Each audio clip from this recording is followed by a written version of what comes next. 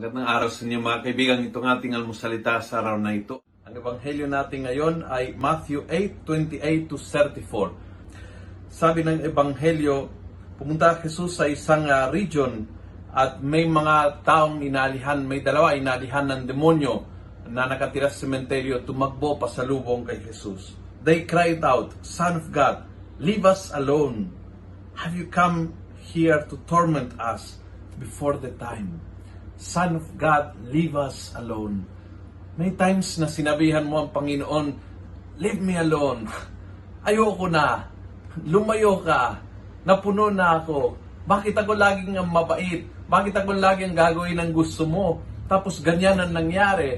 Hingi ako ng hingi, hindi mo ako pinagbigyan. Bakit binigyan mo ako nitong pagsubok? And then leave me alone." Sometimes, even in words, sometimes wala kang lakas ng loob na sabihin ng personal na, "Lord, leave me alone." Pero yung damdamin na, "Panginoon, napupuno na ako. Bakit ganito?" But the good news of this gospel and every gospel is, hindi umaalis ang Panginoon.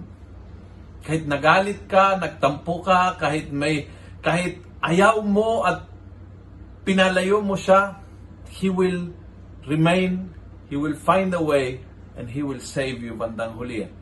Tulad po ng dalawang lalaking ito, na kulang lang na murahin ng Panginoon, pinaalis, sinabihan na, "Wala kaming pakialam sa iyo, lumayas ka." But Jesus remain with them, and remain at their side, and remain hanggang sa gumaling sila. Ganyan po kabait ang ating Panginoon.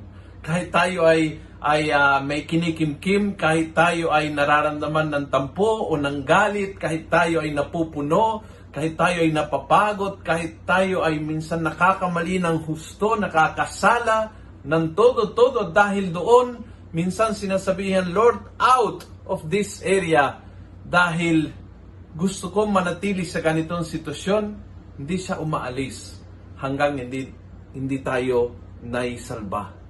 Ganyan po ang ating Panginoon. Araw ngayon, para maramdaman mo na ang Panginoon, hindi ka bibitawan kahit anong mangyari sa buhay mo, kahit anong feeling ng puso mo, kahit anong action ng buong buhay, ang Panginoon will remain and never abandon you.